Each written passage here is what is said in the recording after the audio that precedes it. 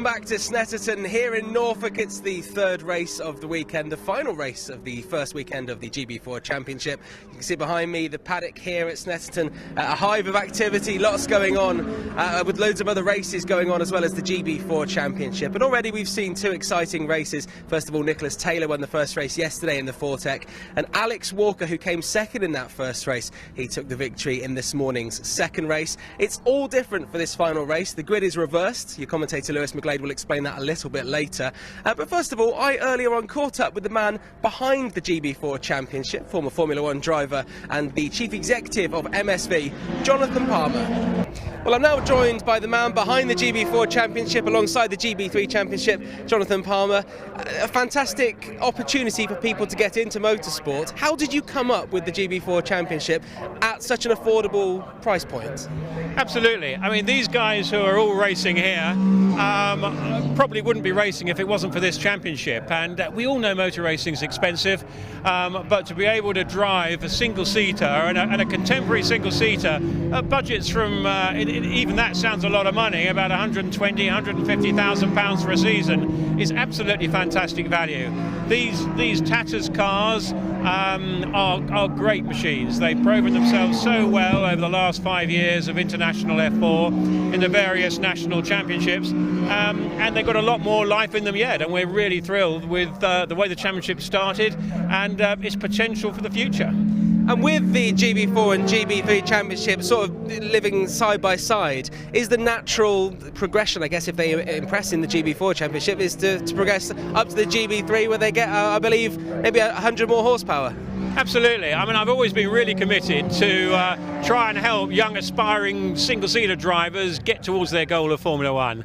And most of them start in karting, potentially Ginetta Juniors and other championships. And to have a first step like GB4, which is the most affordable championship in the world now, probably this calibre, is really essential for a lot of drivers. Some can afford the budgets of national Formula 4 at 300,000, 350 plus, but an awful lot can't. But then, as you say, these are all stepping stones. And the next stepping stone for many is going to be GB3, which has been hugely successful. It's evolved out of our previous national British Formula 3 Championship, and the cars fill a great gap between FIA F4 and FIA F3, which runs with Formula One program. And so, yes, I think these guys are going to be, I mean, Nick Taylor here is on pole position for Fortec, it's great performance, and I'm sure he's going to be looking to graduate at the end of the year up to GB3, and this is the perfect way to get that experience. And the thing that's impressed me about Nick in particular is that he's not really driven that much. He's done a lot of testing, but in terms of actual competition and championships, he's fairly new to it. And with this GB4 Championship, you know, he's been in this car for testing, and he's on pole position for the first two races, which just shows how you can very quickly get used to the car and start making progress in your career if you're that young driver. Absolutely. I mean, the calibre of karting and the results that Nick has had in things means that he's clearly a very, very good driver. Fortec are a great team, and the combination with some testing, and was fortunate too with this weekend. We've had nice, we've cold but dry weather here at Snetterton, so it's been a great environment. I'm sure we've got a lot of excitement ahead of us. And it's fantastic to have 4 female drivers on the grid as well, so it's a very inclusive division. It really is. I'm absolutely thrilled that we've got the girls in it too, and it's a great environment for them. And again, the affordability is important. It's a great environment. The cars look absolutely fantastic of Chloe and Logan, and they really stand out. And it's great to have this championship enabling the girls to come and take part. And finally, Jonathan, you know, we know you're a racer, we know your history. Have you had a go in both of this and the GB3 car yourself? I have to say, I haven't. I haven't driven a GB4 car. I haven't driven a GB3 car. Do you know, I haven't even driven one of the old FIA F2 cars that we used to run. So definitely, when I get a bit of spare time, I'll get in there and have a go. There we go. Perhaps you could challenge the champion this year in GB3 and GB4 to a one-lap race-off. I don't know. It looks like we're ready to go actually. So maybe we'll have to leave it there. But are you up for that? A one-lap race-off? Well, I think in terms of one-lap race-off, I'd rather do it against you, John. Actually, okay. I think you know I've got a better chance of. It's all about helping you understand what these kids are going through. Yes, okay, it's all part of my learning. But it sounds like something that you know you'll get a surefire win. So I think the odds are very much in your favour. Jonathan versus Jonathan battle there, maybe at some point during the season. Jonathan Palmer, thank you very much for chatting to me here on our live coverage. Great, good to see you. Well, great to chat with Jonathan Palmer there just before the inaugural race yesterday. I'm sure we'll be catching up with JP a lot more as this championship goes on. Of course, the GB3 championship starts in a couple of weeks at Alton Park as well. And we'll have 6 races live every weekend. So let's find out, let's see what happened in that first race and, of course, this morning's second race in the highlights. We are underway here at Snetterton. There's a staller as well in the background. Let's see what happens though on the run down to turn 1. They're side by side. A great launch on the inside, potentially looking for it. No, but it is the 66 of Nicholas Taylor hanging on for the race lead on the run round into the hairpin. Should be able to keep hold of it, but he's got a lot of pressure on his shoulders. Of course, it's Alex Walker. There's a lock up though from both of them. They're going to run wide. Are they going to open the door on the inside? Tom Mills trying to come through. I think he might well have just found it. Got up into second position, attacking for the lead of the race. My goodness, what a start that was. Just trying to find the opportunity. It was a double lockup from the front group, and they just got dropped. Absolutely sensational. Battles in the background though, and the move down the inside. Let's see what will happen for the battle for 4th position. Beautiful cutback there, absolutely sensational for Maserati. Brilliant down the inside, managed to pick up 4th position. They complete the first lap of the season. The defensive line, oh look at that from Walker, straight down the inside. You can't do that, down into Riches. That's a brilliant move. Makes it stick on the inside. Absolutely superb. Dove it in there deep. It's not typically a corner you'd see too many dive bombs into. That was brilliantly done. This is the opportunity potentially for a move. We've seen a couple come through, most notably of course of Walker who got there. That's really deep though from Elias Ardestam in the white and red car. It has opened the door. Vaberski's got to the inside, has dived in, gone way too deep though, nearly lost the rear end, managed to pick it back up, drops it out of the corner and through Wilson, puts the power down. Absolutely brilliant. Return to the battle though for 4th position. So Vaberski's made a bit of progress now and clearly showing a lot of pace. The grey and blue car, of course, that we were watching battling for 5th position, now right on the rear end of Maserati in that number 81, the red and white car. So clearly showing some pace late on. That Maserati, of course, is a hill speed car, teammates with Megan Gilks. This is our race leader though, just a few corners to tick off before you can secure that victory. And how many times have we seen it in motorsport or anywhere else, any form of sport, where it's all looking good until the final moment and then you slip over and then you're no longer in the World Cup.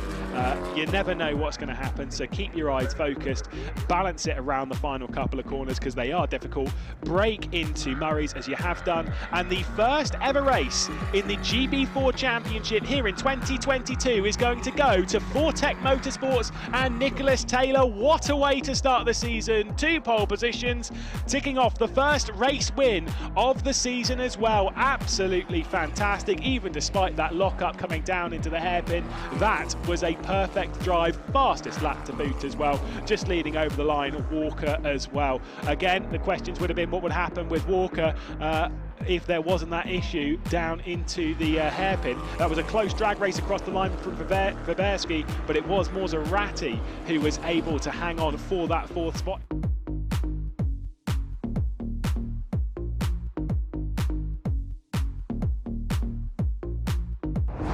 We are moving again at Snetterton, and that run towards turn 1. It is a great start again from Taylor. Walker looks to the inside though to try and find his way through. He loves a good move down into Riches. Answer to that question is a solid no. Mills didn't get the start that he got yesterday. He's behind his teammate Vaberski. Walker's gone around the outside. Has Walker got the lead? I think he might have just been able to do it. He certainly did. Alex Walker up there. Lockups once again. Mills down the inside, going around the outside rather of his teammate. Might well make that one stick. Oh, picks up way too much of the curb on the exit. Side by side for the race lead. Alex Walker defends the inside coming down to the Palmer. Oh my goodness, what a move from Nicholas Taylor. Goes around the outside, now has the run towards Agostini, hasn't made it stick, has to drop back in line to the 41. That black and yellow car of Walker leads the way, a little bit of contact, and of course the grey and blue car, it's Tom Mills coming through once again. Today is a solid no on that one. Alex Walker is leading them on the run down the Bentley straight, a bit of attacking in the background, of course, a bit of a slide. Oh my god, that is Taylor. What has happened to Taylor going through Brundle? He's just lost a rear end. I think that might have been a bit of a solo issue there as Chloe Grant battling it out just a bit further back with Jessica Edgar. I'm a bit speechless with that. Completely dominant yesterday, and someone is off the road. I think it might be Logan Hanna. Certainly, as you can see on the tower, has dropped down to the bottom. So Logan Hanna is off the road. There is Nicholas Taylor in that 66, just trying to get by his teammate Jessica Edgar. Obviously, after the issues, think he might well get up into that position fairly soon, knowing the pace of Nicholas Taylor. Straight down the inside of his teammate. And to be fair, Edgar did not really fight that one, and she can continue her battle with Chloe Grant. You need to carry that momentum off of the corners. There's Nicholas Taylor going around the outside of Jack Sherwood. Firing it around the outside, going through Palmer. Lovely move there from Nicholas Taylor, who's got to defend though, because Jack Sherwood in that 78 is coming straight back. He looks down the inside podium. There's the race leaders coming through. We'll catch up with them in just a moment. Going over a little bit of dust left on the track. Oh, look to the inside from Maserati. Gets down to the inside at Brundle. He's sending it in. We've not seen a move into here all weekend. Let's see if he's going to stick it. He goes for the over-under, or just gets a little bit of oversteer to the outside of Bombhole. He's going to have to go all the way around at Gorham. Our focus goes back though to our race leader.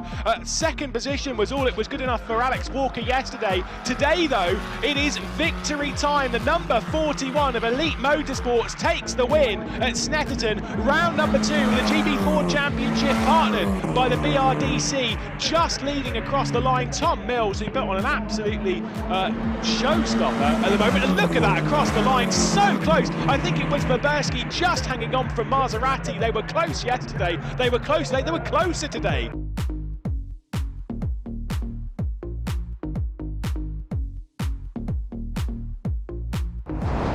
Yesterday it was second, Alex. You've gone one better this morning with the first place. How are you feeling? Yeah, obviously really good. That was a stressful race. I had Tom right behind me the whole time, but I had a feeling once I got through turn 1 that we were going to be all right as long as we were consistent. And yeah, the car felt good, so thank you to everyone at Elite. And yeah, looking forward to race 3 where it's going to be reverse grid.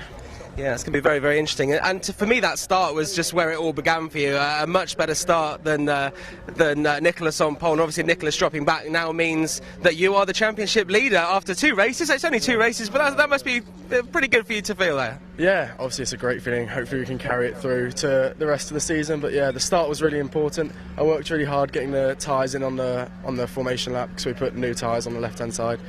So that was quite difficult, and that's where I kind of struggled the first few laps, but once we got into a bit of a rhythm, we were kind of away and home. That first place has got to be coming pretty soon. You were fighting Alex all the way there. Yeah, I was just trying to put him under as much pressure as possible, but as soon as you get within a few car lengths, it's a bit harder with dirt, yeah, so I overworked the tyres a little bit in his dirt, yeah, so I just backed it off again at the end. But yeah, quite brilliant race, fantastic to get 2 podiums. Reverse grid race next. Who knows how far I can get back up. And the cars looking very, very quick, and obviously your teammate just sneaking into 3rd there. That's pretty good for the team and for your father. Yeah, I'm really, really proud of the team. They've all worked so hard, making the step up from Formula Ford. 2 cars on the podium against teams like Fortec and Elite, so yeah, couldn't be more happy for them. Well, you're getting used to the conditions pretty quickly coming in 3rd. Yeah, we needed a whole different warm-up procedure, because what I'm used to at home is completely different to this. But, you know, we managed to do a lot better today and get the procedure done better. And managed to hold off 3rd in the end, so very chuffed for the 2nd race in the UK. Well, I'm here outside the Fortec garage with Nicholas Taylor, and that 2nd race, after that first win, the inaugural win in the GB4 Championship yesterday, didn't quite go to plan. No, I didn't get a good start. Well, I think it was better than yesterday, but I think Walker did pretty well to go on the outside of turn 1, and then he defended. I think my tyres weren't as warm as his. I think I still need to work on that, but it's a good learning curve for the rest of the season. And on the back curves there, with a bit of dirty air, sort of, you came a cropper a little bit. Yeah, I wasn't used to dirty air. I haven't run behind a car before. Well, not that close. And my rights, I think, were pretty cold, but I didn't take that into account, and I just lost it. Mistake. Well, you're still 3rd in the championship, which is a good place to be, 1 point behind Tom Mills. So with this race with the reverse grid, what are you hoping for in this final race of the weekend here at Snetterton? I just want to finish the race in the points. That's it.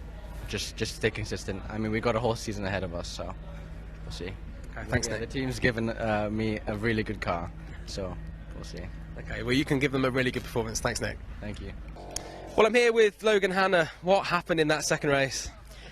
It's frustrating, but we had what was a really, really good start. Kind of made for a few moves and pushed some drivers wide and kind of had some fun with it. And then tyres might have been too cold, kind of understeered off a little bit and ran along the exit curb, and it threw me up in the air, and when it came back down, car cut out. So kind of scrabbled for gears looking for stuff sort of down the back straight, but that was the card cut out, so that was kind of it for me, unfortunately. So after that tricky start in the first race we saw yesterday, it's not been a great weekend so far, but we do have this third race. It's a reverse grid, so what are you hoping for?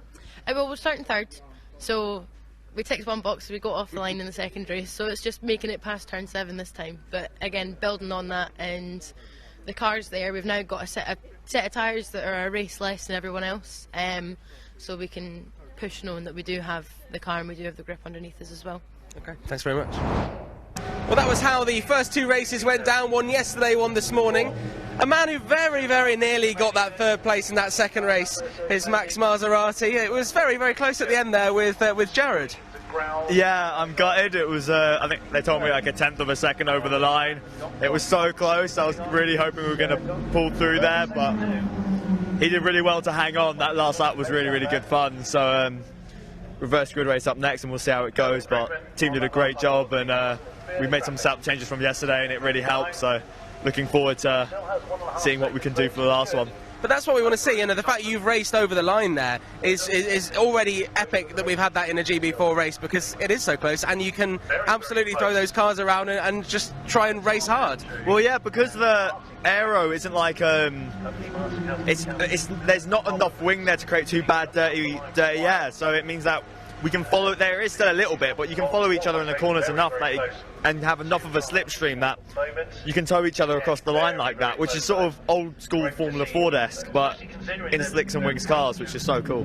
Well, Max, thank you very much. Best of luck in that reverse grid race that we just mentioned there. Of course, the race winner there, Alex Walker, in that second race from Elite Motorsport. They're based just down the road in Thetford, and earlier on I caught up with their team principal, Eddie Ives. So, second ever race in GB4 and a race win for Alex Walker. Obviously came very close in that first race as well. He looks like a real talent for you at Elite. Yeah, I think so. That was Elite Motorsport's first single-seater win, so yeah, we're over the moon, and no, Alex is doing a really good job. And obviously Jack had a tricky start in that first race and made some good progress in the second race. So with this upcoming race, you're probably hoping for both drivers to be battling it out and, you know, a bit of team competition, I'm sure. Yeah, I mean, it's always tricky. Jack's got a lot less experience, so it's his first race weekend in single-seaters. Just made a little mistake stalling at the start of the first race. Didn't particularly have a good race then, but we'll be able to sort it, and we'll look forward to them going later on. And the thing about Elite Motorsport is that Elite are the local team here at Snetterton, so I'm guessing being just down the road in Thetford, you know this track pretty well, so you can impart that information onto your drivers and maybe have a bit of, you know, inside knowledge on the local track. I mean, we've spent a lot of time here, and yeah, it's nice to have the first round of the year at our home circuit with the weather like this. But we're travelling to every circuit, so I wouldn't say we're particularly specialists around here versus anywhere else. But it's really nice to be at our home circuit. A very modest man. Well, we saw Alex Walker take that second win in the second race in the GB4 Championship, and it's now time to head over to our commentator, Lewis McLeod. The grid is reversed for this race. It's the third race, the final race of the weekend here at Snetterton in the GB4 Championship.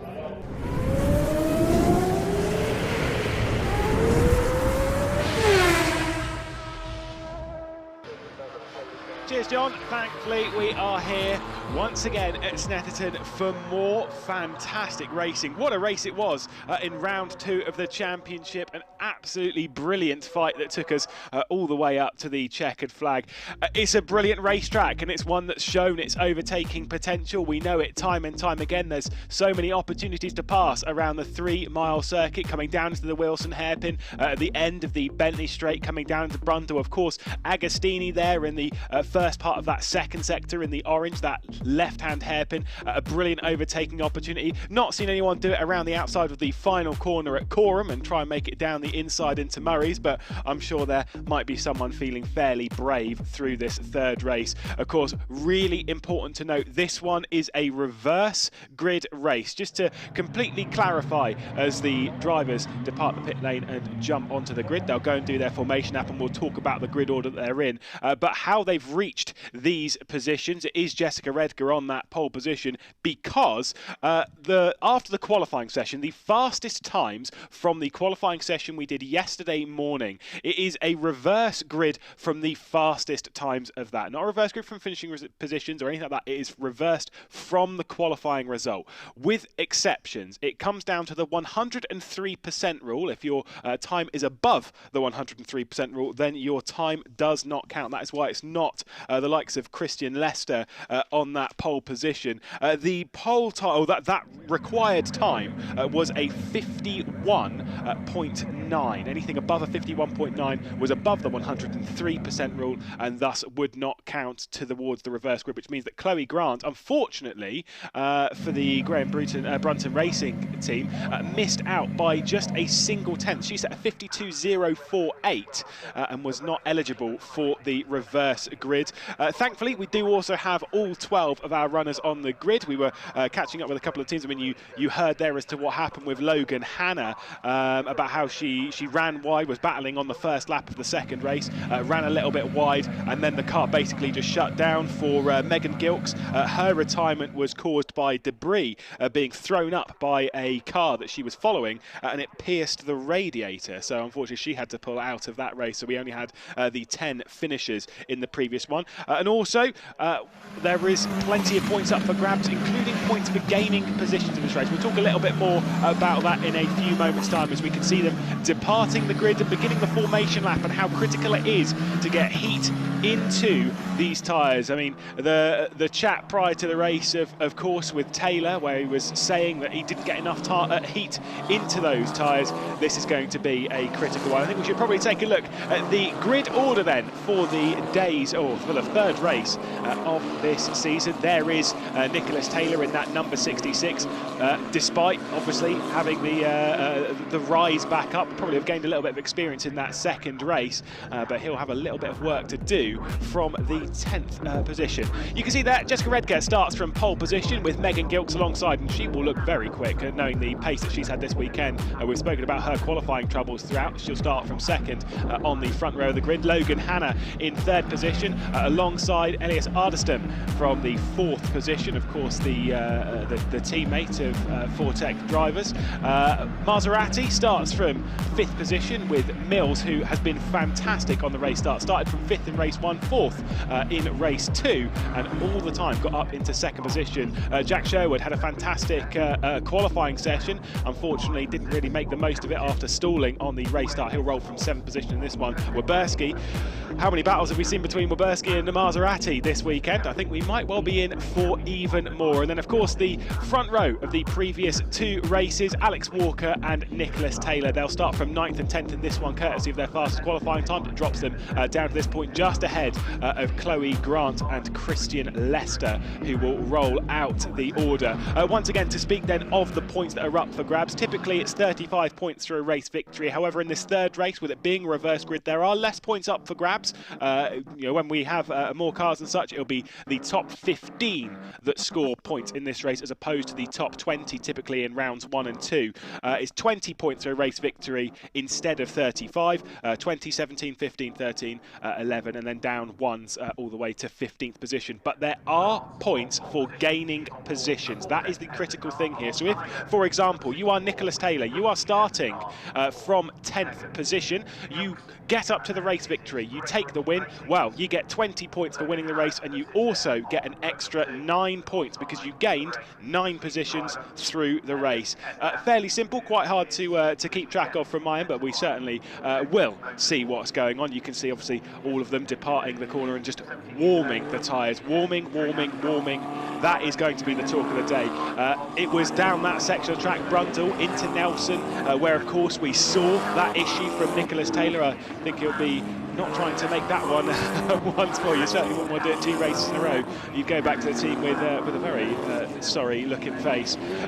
The tyres we discussed in the previous race, of course, they're running Pirelli tyres in this. When they come into the weekend, they all get 6 tyres to get them through the weekend. Obviously, it's going to be 4 fresh ones in qualifying and probably keeping those ones on for round 1. We did see a few switches in the second race. Quite a lot of teams took the left side tyres. The only 2 cars that didn't take left side tyres and have since taken them in this race is Logan Hanna and Christian Lester. Logan Hanna, though, starting from 3rd position. The entire reason they didn't take those 2 tyres in the previous race was purely for this race, to try and make the most of this, and could be going very, very well in this one in the Graham Brunton racing car. There is Jessica Edgar pulling up onto pole position. Obviously, got to spot your mark. She's got there very, very early, and the concerns will be that it might be even too early on that run down into turn 1. Might have some slightly colder tyres.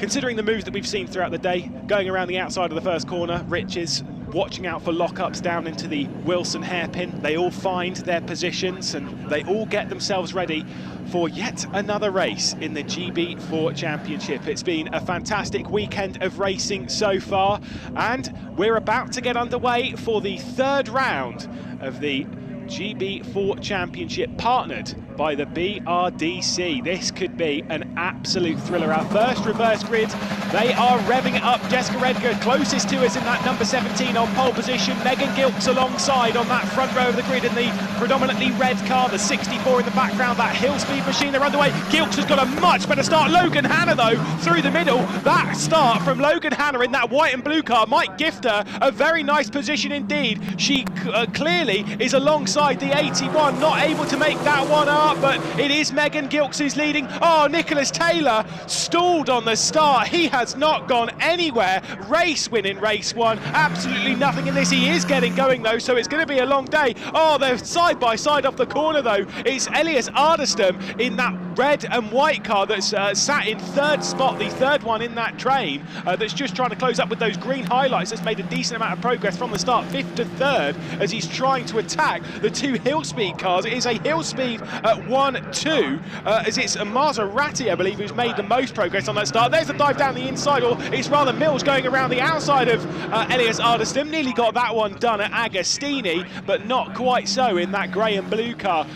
This has been obviously the chaotic start that we were expecting. Great to see that Taylor has got going. There is Alex Walker in that black and yellow car, diving it to the inside of Jessica Edgar. Oh, there's contact. Edgar's been tapped around just ever so slightly there by Jack Sherwood. There's more issues. Oh, this is really kicking off. More issues for Nicholas Taylor in that number 66. Defensive lines from Maserati, just pulling Elias Alderton over the racetrack, just trying to keep him at bay. Megan Gilks leading. There's the move down the inside from Tom Mills. We know that he is great at making moves. We've seen it over the first lap in the previous 2 races. He doesn't really care about these cold tyres. He knows how to make up the positions, and unfortunately for some, they have lost out. Jessica Edgar, of course, the largest loser on the first lap, dropping countless positions, but these lot rising up. And for Maserati, who's got up into that 2nd spot, it's just the teammate ahead.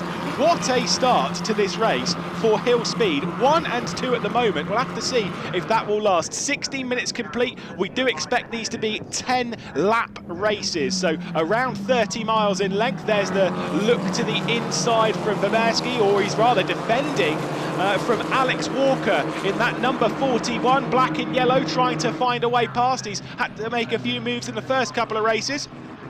He'll have to try and make one here. There's the move down the inside, nearly getting past Baberski. The thing is, it's for the first few cars that they're coming up against. They're fast drivers. Obviously, you know, we know Baberski is fast. Qualified in 3rd position in the first 2 races of this championship. Alex Walker, a race winner for Elite Motorsports, and we were saying earlier about how it was a fantastic, essentially, home win for the team. They're only based in Thetford, which is less than 20 miles away from the circuit. It is really not very far away, and they have been showing some great speed this weekend. But I think that there might be more issues, though, coming to the 78 with that contact. with Jessica Edgar, just diving it down the inside into Oggies, which is the corner we're just coming through now. Left it down there and unfortunately made a little bit of contact, but pretty much the first major bit of contact we've seen all season so far. They line it up onto the Bentley straight as they depart Williams. Oh, a little bit deep there from Verbeek, and I think he might well struggle on the run down the Bentley straight. There is Nicholas Taylor, once again, just on the rear end of the field.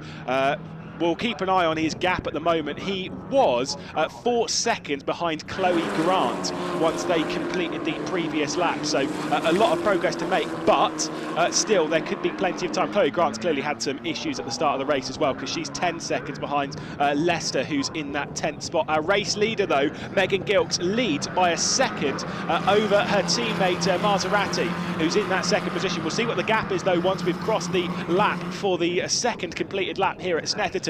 And to be fair, if there's one person I'm looking at right now, it is that third car. It's that grey and blue car of Mills, absolutely flying right now. It is the fastest lap of the race from Maserati. It was around 6/10 faster than our race leader, so that gap cut down now to 7/10, diving in deep into the hairpin. Oh, there's been issues for more for Chloe Grant, so that's what the real problem is, a lack of front wing. So this race has kicked off. We haven't seen too much drama in that sense through the first 2 races. We're certainly getting our fair share in this one. There is Mills. Oh, the dive. That was a little bit too deep though from Maserati. Let's see what Mills can do. Is he going to look back to the inside outside? He's tried the outside a couple of times, trying to make moves at Agostini, but it was just a little bit too deep running through Palmer for Maserati. And now he really has to think about Elias Ardestam, who's right on the rear end now for Fortec, who desperately wants to put on a good show here. Like I said, looked fast in the testing over the previous couple of days that we had at Snetterton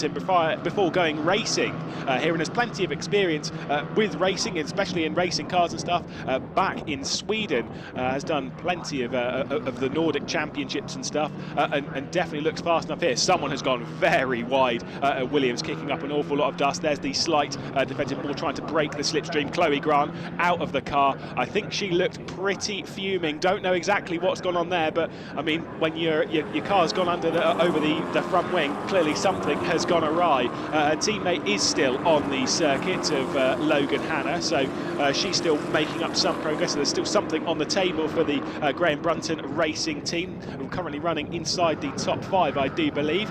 Mills once more out of the final corner in that grey and blue car, the number 21, trying to get past the number 81 Maserati in that red and white hill speed car. Is there going to be an opportunity down into the first corner at Riches? I think it might be a little bit too far back, but it might well open up the opportunity coming down into the hairpin at Wilson. Let's see if Mills can find his way through, pushing the car back into the garage. That is a sorry sight. Unfortunately, our third retirement then of the season is Chloe Grant, and a bit of a shame there. But either way, Gilks is the one presently leading the way. There is the 78 of Jack Sherwood, who's said been in the wars a little bit, but just when we're catching up with the team manager, basically saying that it's more of a learning experience for Jack Sherwood. Not really had too much experience in the race. And there's the move down the inside though from Elias Ardestam. There might be contact with Mills. Oh, that was a big dive at Agostini. He fancied to make that one up, and I don't think Mills is going to like that one bit. Was thinking, come on mate, you can't dive it in from that far back, at least have some form of an advantage. And yeah, was certainly looking in the number 8 Fortec machine in that red and white. But no, Mills hangs on to third and potentially just loses a little bit of the slipstream from Maserati. It was interesting speaking to the drivers as well about how the dirty air actually does affect you a fair amount in these cars. Obviously, they're not spitting out the most egregious turbulent air, but they're still spitting out their fair share as they also pick up more dust. They've got to watch out for that. That is where Logan Hanna had her issues in the second race. 11 minutes left to go. They're coming round to complete the 4th lap of this race. Expectation is that it's going to be 6 laps longer. We know that obviously with it being a timed race, you can never fully guarantee, but the times that they're setting are definitely good enough for this to be yet another 10-lap shootout here at Snetterton.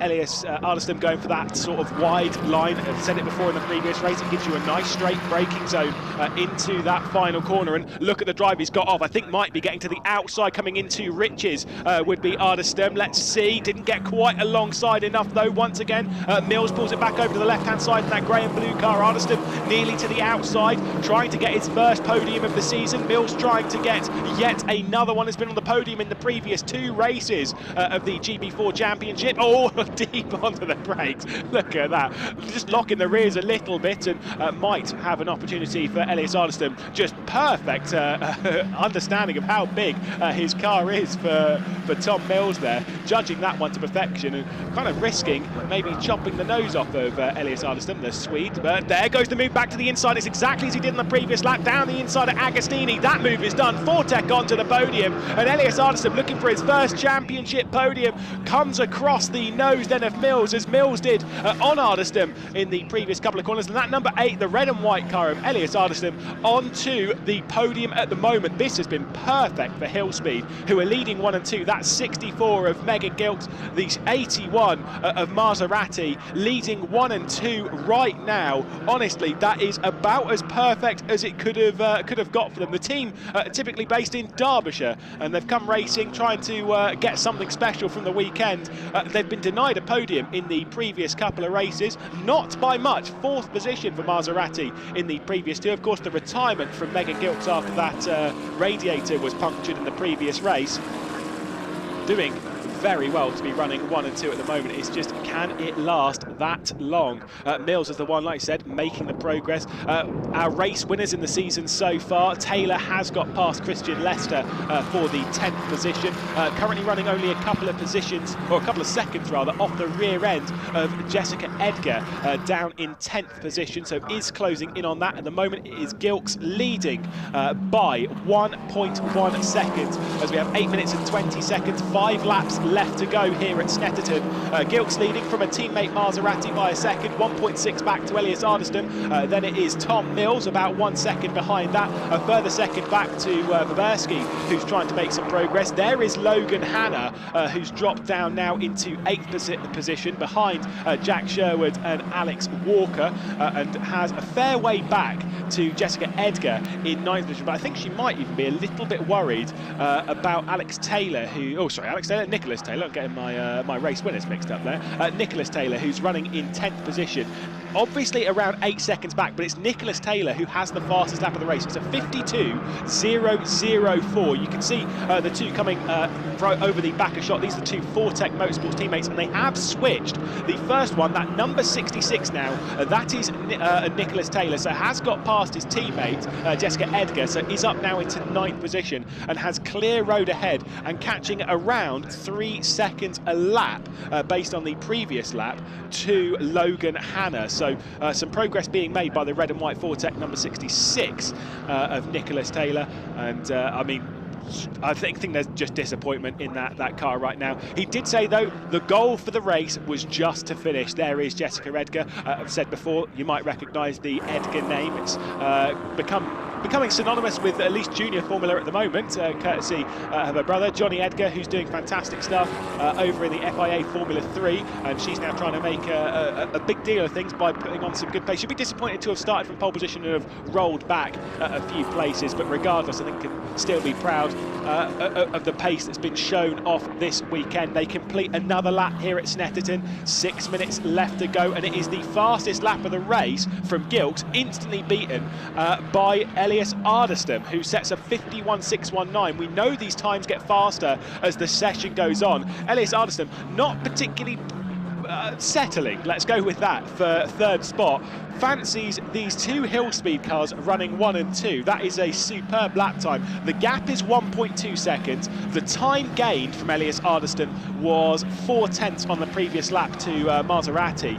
It was only a couple of tenths, though, to Gilks, who's leading the way. Mega Gilks is well in control at the moment, and I think that's exactly what the doctor ordered after the issues in qualifying, where she couldn't get out for the first couple of laps of the the session. She lost an awful lot of time in doing so because these tyres, they get faster and faster. The track temperature is very low around here. It's not quite single digits. I think it's in the lower sort of 10s, 12s, that kind of area. The actual track temperature, the ambient temperature is around 7 or 8 at the moment. It is quite a chilly day. It's been a chilly weekend to open April here at Snetterton, and yeah, meaning that you need to get out there and do lots and lots of laps to get going in the qualifying session. Unfortunately, that was what was denied Megan Gilks, but if she can take a victory in this race, well, I think she'll just sit there and think, yeah, okay, I'll take that.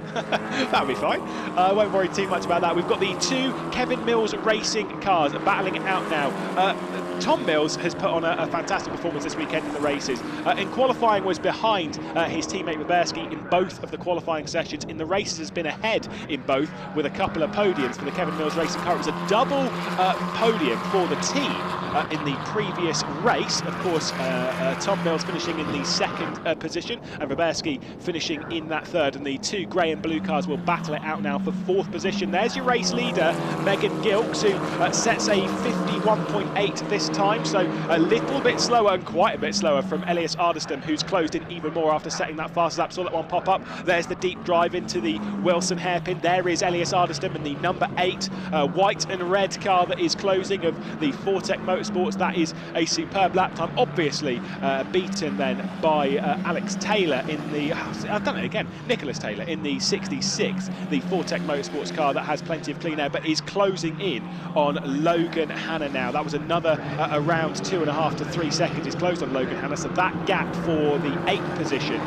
is now 3.5 seconds, but I can guarantee that that one is going to be dealt with later on in this race. We have 3 laps left to go. With there being 3 minutes and 50 seconds, we will have 3 more laps of racing. So there's plenty more opportunities for Elias Ardeston to take his first victory in the GB4 Charity. We've had 2 different winners in the form of Taylor and, of course, in the first race of the season, and then in the 2nd race of the season it was Walker for Elite Motorsports who took that 2nd race victory. Could we see a 3rd? I think it's a bit of a tall order for Walker or Taylor to come back from the current positions that they're in, so I'm going to say it's a yes from me, that we're definitely going to see 3 different race winners here to open the season at Snetterton, but with a couple of laps to go, just who is it going to be? Gilks is leading, Maserati and Ardeston behind. Now the order that they're running in, I mean, this is going to give a bit of advantage to the number 8 potentially. We said the dirty air is quite strong around here, you know, maybe not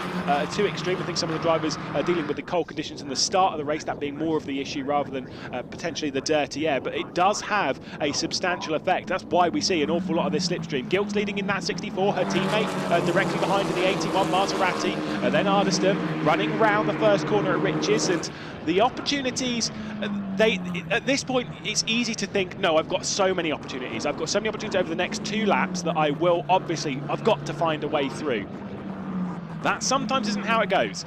With only 2 laps, every corner is an overtaking opportunity, and if you don't take advantage of it down here into Agostini, if you don't take advantage of it down into Brundle, you might well miss out on all opportunities. It's always good thinking you've got plenty of time, and then suddenly it's the final corner of the race, and Megan Gilks might be on her course of victory. We'll have to wait and see. Decent exit, though, from Agostini, from the number 8 of Elias Ardeston, and he's close to Maserati, running through Hamilton, down towards Oggies, but no move just yet. They downshift, they brake. It's a tricky corner, this one. It's quite a few bumps on the exit. You can see there just as the rear of the Fortec car just dipped into the road. Tighter line, though, through Williams onto the Bentley straight. This could be good for Elias Ardeston on the run down towards the bridge, and then going at the end of the Bentley straight through Brundle. There was Nicholas Taylor just trying to get past Logan Hanna. Here comes the move, though, back over to the left-hand side of shot, right-hand side of the circuit, gets down the inside. Not quite enough to get alongside through Brundle to try and make that move down the inside into Nelson. It was a good attempt, though, from Elias Ardeston. We saw a couple of moves in the 2nd race down into that section. We obviously saw the issues for Taylor down there. Now they're coming around the final corner. This is the penultimate lap of the race. Obviously, with 1 minute and 10 seconds left to go, we are heading on to the final lap. Now, if Elias Alderson wants this victory, surely he's got to make that move down into turn 1 at Riches. We're focused back on the battle between Logan Hanna and Nicholas Taylor. That is 8th position. The Graham Brunton racing car just able to hang on for now. Back to the battle for the lead of the race, and it is the 81 still hanging on to 2nd position. Maserati. Trying to pick these apart is somewhat difficult. They are not a part of the same team. Those front two in the predominantly red and then white cars, those two are the Hill Speed team, and then the white and red car, I know obviously it's more of a white car with red side pods and then the green highlights, that is Elias Alderson from Fortec Motorsports. So they are not a part of the same teams, the 3 of them, but the top 2 most certainly are looking for a top 2, a front lockout. Oh, there goes the move there. That was too deep from Maserati, and that's the opportunity that Elias Alderson needs. He's got the inside for Hamilton, but I understand backing out of that one. I do understand backing out of that one, but it's actually Maserati who's dived it in a little bit too deep into Hamilton. It's just such a tight corner, and the commitment that you require, you do need to take it from that outside line all the way through. It's such a difficult corner and so easy to mess up and run wide. This is the final few attempts though. They run onto the Bentley straight once more, 800 metres, that run down towards Brundle. Megan Gilks has checked out from this, leading by a country mile now after the little battle that they were having. Elias Alderson, oh, he was looking to the inside potentially to make that move. It was the defensive line though that Maserati's running, going for the up and under, trying to get it to the inside. Oh, there's made a little bit of contact on the nose there. That was so close, could have been disaster. Still has the front wing as they go through bomb hole. Maserati is able to hang on for the moment, but are we going to see that move down into Murray's? We run round Coram now. The inside, it's an opportunity. The last one potentially. Is it going to be there? Maserati's going to hang on. Our race leader though, Megan Gilks, going to come across the line after a disappointing weekend, and the 64 for Hill Speed is victorious here at Snetterton. The battle for second across the line though, it's close, but Maserati does hang on from Alderson. Mills, then Baberski take 4th and 5th for the Kevin Mills racing team. Fantastic racing between the 2 of them. That was madness. The 41 of Walker comes across the line in 6th position. Then it is Sherwood. Taylor comes across in 8th with Logan Hanna in 9th. Then it'll be Jessica Edgar and Christian Lester coming across the line in 10th and 11th position. Chloe Grant, our only retirement of the race. The fastest lap of it does go the way of Taylor, who set that a fair while ago in the race, doing a 50.892, trying to close down on Logan Hanna. There's Jack Sherwood. I think there might be, like I said, a little bit of disappointment for the weekend and how it's gone for the Elite Motorsports number 78, but I will say the pace seems to be there for a driver who's obviously just jumping into this style of racing. I know that is the same with quite a lot. It is an entry-level open-wheeled championship, but quite a few of them have at least done a bare minimum things like Formula Ford and such, which, yes, isn't slicks and wings, obviously being treaded tyres and no wings. You know, there's still a lot of wrestling around, but still, even then, that's just any experience is experience, and they're going to be building that through the season. You can see Megan Gilks absolutely thrilled with how things have gone in that race. Brilliant stuff. Oh, hugs from the teammate as well. Maserati, very proud of your teammate there, and I can completely understand that. A brilliant race victory for Hill Speed, and not only that, but a brilliant 1-2 as well. Megan Gilks and Maserati, 1st and 2nd. Considering that she had a 1 second lead coming on to that final lap of the race, she won by 5 seconds. That is how intense that battle was between Maserati and Alderson. It was a mad battle. The fastest first sector, team manager as well coming over to say hello. The fastest first sector of the race, by the way, was set on the final lap by Elias Alderson, so was pushing hard to try and get past Maserati. And once again, Maserati very close for a position. Let's catch up with John Jackson and our race winner. I'm here with the first ever female winner in the GB4 series, Megan Gilks. How are you feeling?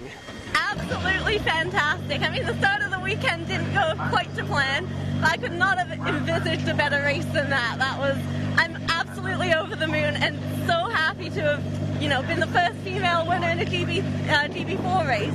Absolutely breaking ground there, and a 1-2 for hill speed as well, which is amazing. And you probably don't know this, but you're racing so hard you've bitten your own lip there. So you're the first ever racer to bleed on live coverage, but you got the race win. You must be ecstatic. I saw when you were driving into Parc Fermé there just how excited you were, and you can't really move much in a racing car, but you could still tell.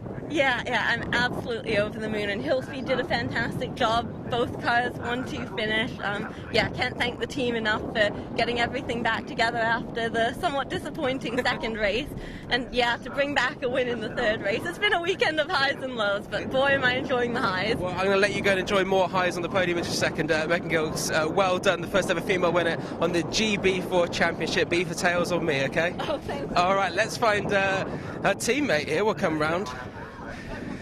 Hey, Max Maserati. We spoke just before the race started, and you were fairly disappointed that you didn't quite get third in that second race. Second in this race. I've been promising the boys podiums all weekend because we've been so close to it. So to bring home a 1-2, I mean, I don't think we could have asked for more. Bearing in mind, literally neither of us had done any running before this weekend. We did no pre-season testing. We both got the call, I think, on Monday to come and do this. So all weekend it's been like constantly learning for us, and to finish it off with a 1-2, I think just shows how much we could do, really. It's been brilliant. So I'm quite happy. A fourth and a second, that's good points. I was really happy with my start. That was mega, like 5th to 2nd by turn 1. But also fighting right till the end there, even on those last few bends. The three of us all were very close together in the end. I just slid at the second hairpin, and enabled Megan to get away, and then it was just between me and Addiston at the end. But I mean, I think that just shows how great this championship is, that you can have that many cars running close together, and what a great fight it was. So. And you said just before, just give you an idea of this, man. You're not raced since last July, so even more impressive how you've progressed over the 3 races, and you've come second now. Yeah, I mean we were looking kind of good on Friday because for a lot of the sessions we were in the top 3. So qualifying was a disappointment. That was down to me. I messed that up. And then we've been recovering from it ever since. But the team have been really great with me, and we've pushed each other, and we've ended the weekend with a 1-2. So there we go, Max Maserati going into Alton Park. It's going to be you're in a good place. Keep that form going. Yeah. Does anyone know what the championship table is?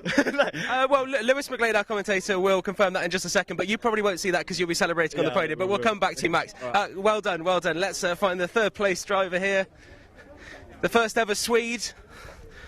On the how you doing, Elias? Yeah, pretty good. The first ever Swede, and probably the youngest person on the podium so far at 15 years old. Yeah, I just turned 16 though. But, okay. But still very young. I hope. I think the race was pretty good. Yeah. But I got a good start. But then Maserati was just insane off the line and had nothing to cope with. And then when we got past Tom again, like P3 chasing, I felt like the win was definitely on. So a big gutted that I didn't get it in the end. But I feel like the result was good after like the struggles we had with my pace, and now we're finally gotten there. And the podium is a good way to round off the weekend, really. Yeah, and especially having seen your teammate win the first ever race, it must be nice to know that you've got on that podium as well before you go into that next round at Alton Park. Yeah, Nick's been phenomenal, and Alton Park will be looking good because on pre-season testing I'm doing rapid there pretty much, and then it's very similar to a Swedish circuit with the narrow nature of it and up and down, so I'm going to feel right at home and hopefully bring home a good result there as well. Okay, well done. We're going to let you get to the podium. Elias Addiston coming 3rd here in the GB4 Championship Race 3. We're going to hand over to our commentator in just a second, Lewis McGlade, who's going to just talk you through the final race classifications. We're going to hopefully go and grab a word with Chloe Grant as well, as you saw retired very, very early there. I think maybe lap 2, I think it was. But we're going to head over to the podium now. Lewis McGlade should be ready to bring us some more information about the final classification.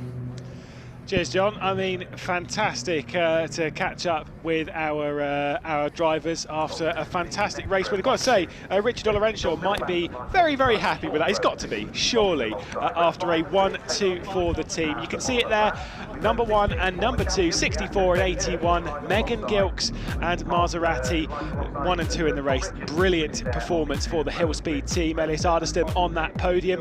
Mills Waberski just up there again, 4th, 5th. 5th. I think Verbersky might be disappointed with the weekend. No podiums from him. Mills might be disappointed not to have had a podium in that race, despite having another good start to it. Clearly, very good on cold tyres.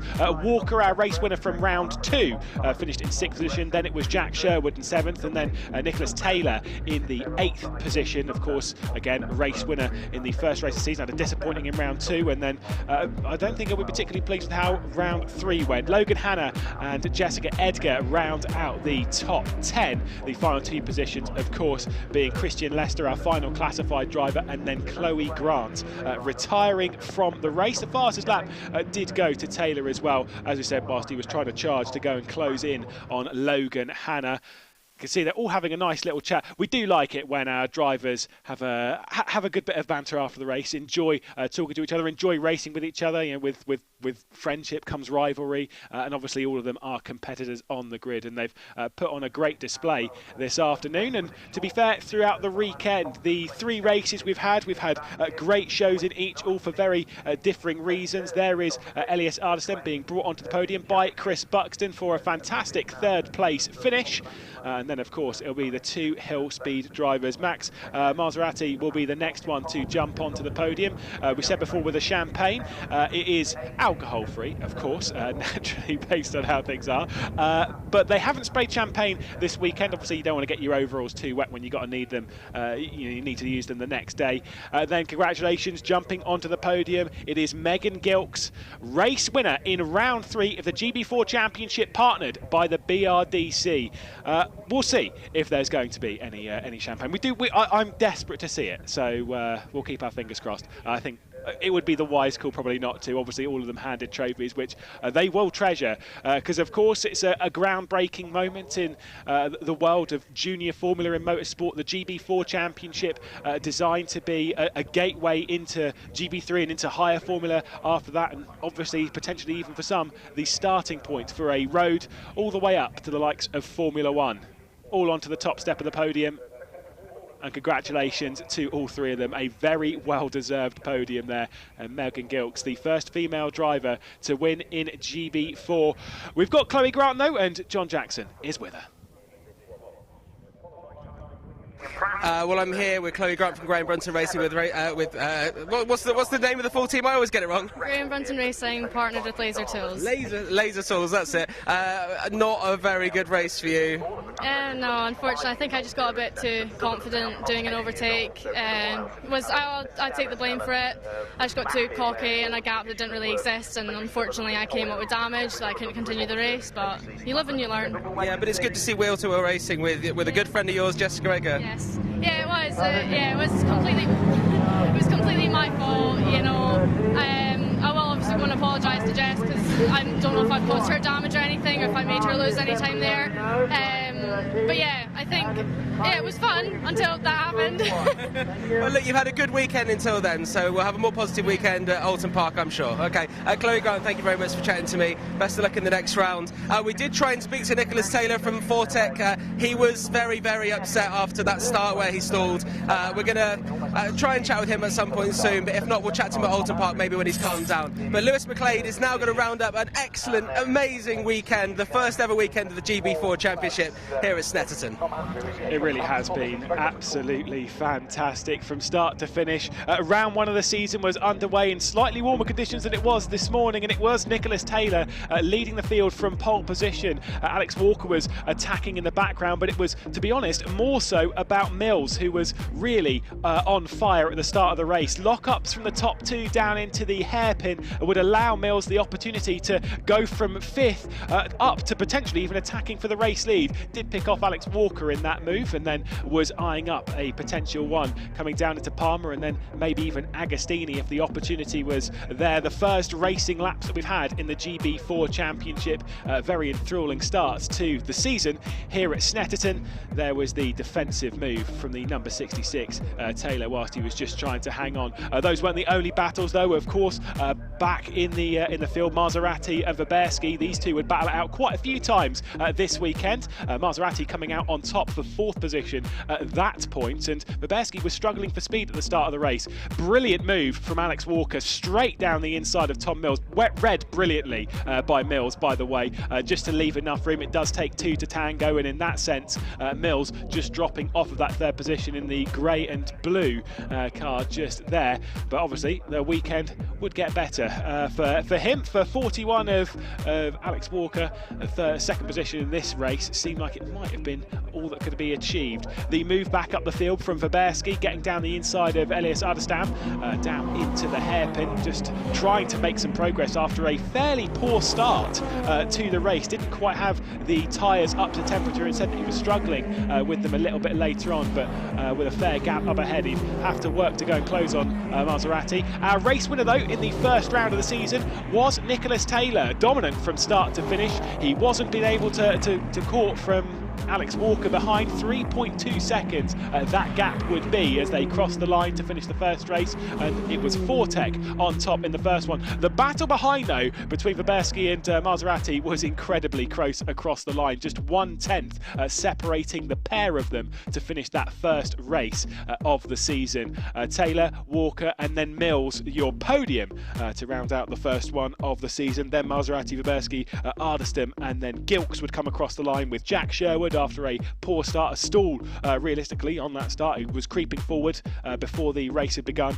Behind that was Edgar, Hannah, Grant and Lester. The 2nd race, though, would be underway, and it was once again that number 41 of Alex Walker all over the place trying to attack. Not the great start from the 1st race from Tom Mills, but he'd come better as the lap would continue, running down into the hairpin. Once again, the side-by-side. It was already Alex Walker who'd led after a poor run through that 2nd corner from Nicholas Taylor. The teammates would go side by side off of that corner. It was, of course, Tom Mills and Jared Baberski, and it was Tom Mills that came out on top through that battle to get that 3rd position. Defence from Alex Walker as he'd pull it back over to the right-hand side of shot, left-hand side of the track on the defensive move, but in a little bit too deep, and Tom Mills didn't need a 2nd invitation, straight down the inside of Nicholas Taylor, who was dropping positions on the 1st lap. But it would get worse. Issues in the background for Logan Hannah, whose car had shut off. Issues in the foreground, though, for Nicholas Taylor,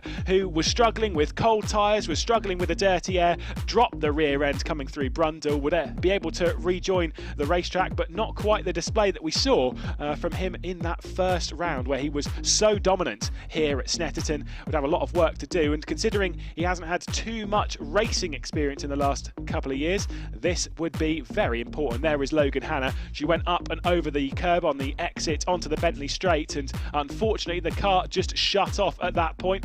Brilliant battle on the final lap between Baberski and Maserati. It was enthralling and brilliant. The final battle for the final position on the podium with just a few corners to go. The number 20 there of Baberski just trying to hang on, and you know it's going to be a drag race towards the line off of the final corner. It always is between those two. They were separated by a 10th in race 1, and they'd be separated by a 10th in race 2 as well. But Alex Walker was the driver that led across the line. A fantastic victory for him, just ahead of Mills, who was putting on the pressure throughout that race. Definitely found an awful lot of speed, and then came that battle for 3rd place. Baberski just coming out atop of Maserati, Elias Adestam coming in just behind that. And then the 3rd race, Jessica Edgar on pole position, but it was the better launch from Megan Gilks, who'd made up that position on the run down into turn 1 and was already looking in the mirrors thinking, right, who's coming up behind me? Oh, hang on a second, it's my teammate Maserati with a great start from 5th up to 2nd.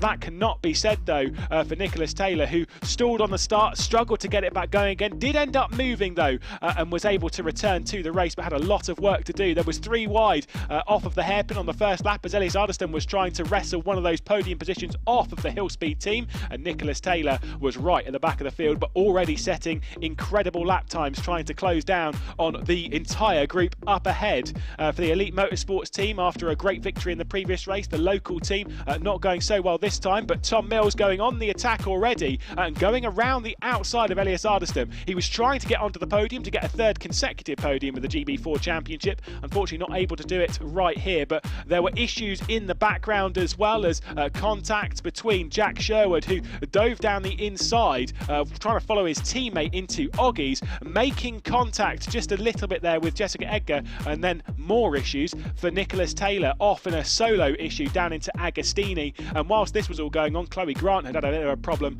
as well, if memory serves.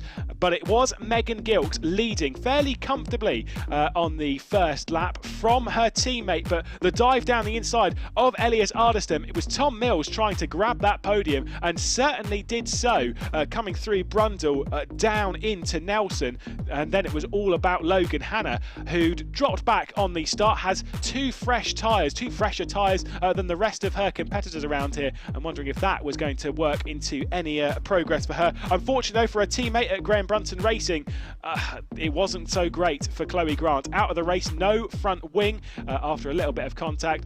You can tell after the race though, she admitted that she believed it was her fault. Big dive down the inside from Elias Ardestam, looking for his first podium of the season. Tom Mills looking for his third. The battle was raging through this middle part of the race. They were chopping and changing, ducking, darting, weaving, everything they could do to hang on, to battle for these positions. Slight mistakes, Tom Mills under a lot of pressure. He was dishing out the pressure in the second round, but in the third one he was the one keeping his eyes on his mirrors. Perfect judgment from the pair of them though, knowing exactly how big the cars were. But on that run through Palmer, it was all about Agostini, that dive down the inside. He tried it on the previous lap, tried it again on the current lap, and made the position up in brilliant form. A great textbook dive. There was a potential for a move to the inside into Hamilton, but Mills backed out of that one, and Elias Ardestam would hang on to the podium position, at least for now. Eyes forward, trying to catch those two hill speed cars.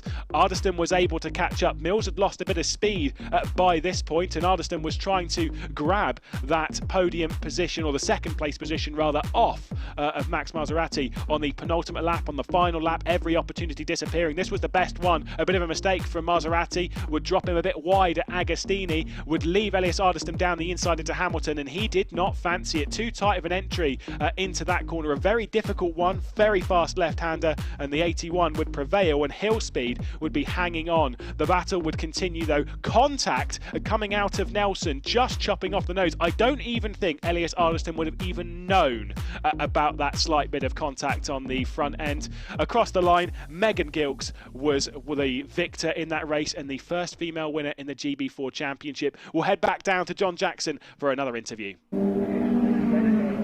Yeah, I'm here in the pits with the teammate of the winner of the second race, Alex Walker. This is Jack Sherwood, the most, I reckon, consistent driver of the weekend. 7th place in every race. Now, it's probably not where you want to be, but you've shown some signs of promise after initially in that first race not getting off the line too well. Yeah, I think the weekend, to be honest with you, has been damage limitation. I think the pace is definitely there, with not just me and the team, but also the team, as Alex showed. And yeah, well done to Alex for a great weekend. It's good to have a teammate who can bring the team forward when I'm not performing as I should. But yeah, race one was a bit tricky. Obviously, the start line stall wasn't the best. But I think there's a lot of positives to take away. I think now we know how to do starts, and the lap times were really promising, especially in this last race. I think there is a bit of smoothing ourselves around the edges to do to make ourselves more consistent and be up the front as much as we want to be. But yeah, I'm pretty happy with how the races have gone pace-wise. Maybe the positions haven't shown that, but I think we're looking promising going into autumn. And the thing you have to remember is that a lot of these drivers, we've been speaking with a lot of the drivers across the weekend, a lot of them, including yourself, I'm guessing, you've not had much time in this car. You've obviously done testing and things like that. I mean, some drivers only came into the championship early this week, so you're still getting used to little things, and as you say, practicing starts and things like that. You've only done 3 starts now in the new car in this championship, so things are going to fall into place, and maybe at Alton Park then, you know, things will come together for you. Yeah, I think everyone knew coming into this championship it was going to be a learning process, and obviously you try and prepare yourself, and the team try and prepare as much as they can, but you never really know what's going to happen on race weekend. So I think as the championship goes on, the grid will change around a bit, and you'll see who really comes out on top. I think it's always interesting going into the first race of the season to see how everyone pans out, but I don't think we've seen the true pace of everyone. and obviously a lot of people have still got learning to do, so I'm looking forward to the rest of the season and seeing how everything pans out.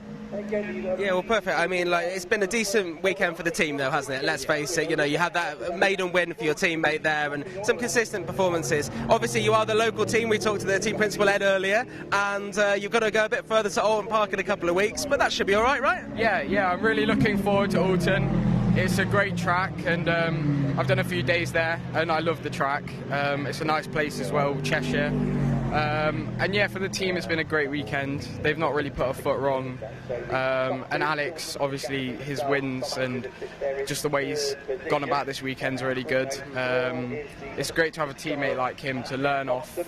He's got quite a bit of experience, but yeah, I'm really looking forward to Alton. I think everyone is, the team, me, Alex, and carrying on racing, to be honest with you. It's been a long old wait from last year to this round, and I just can't wait to go racing again. All right, well, Jack, we will chat again soon at Alton Park, and hopefully it will be a little bit warmer, because this weekend at Snetterton's been absolutely freezing. Best of luck with everyone at Elite, and we'll catch up with you again soon. Of course, I mentioned there we are going to Alton Park in 2 weeks. We have 5 different circuits here we're racing at. From Alton, we go on to the Grand Prix track at Donington Park. That one's taking place at the end of May. At the end of June, we're back here at Snetterton for another round here alongside GB3 all of these next race meetings. Then at the end of July, it's Silverstone. September, after a bit of a break there for the summer, we are at the GP track at Brands Hatch. A lot of drivers tell me that that's the track they're most looking forward to driving on this championship. And then it all ends on the 15th and the 16th of October at Donington Park, the GP track there.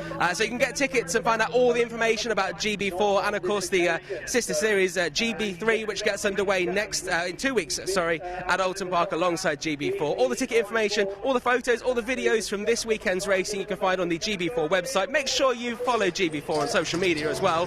And we'll chat again soon in a couple of weeks. From Snetterton, this has been the first round of the first ever GB4 Championship.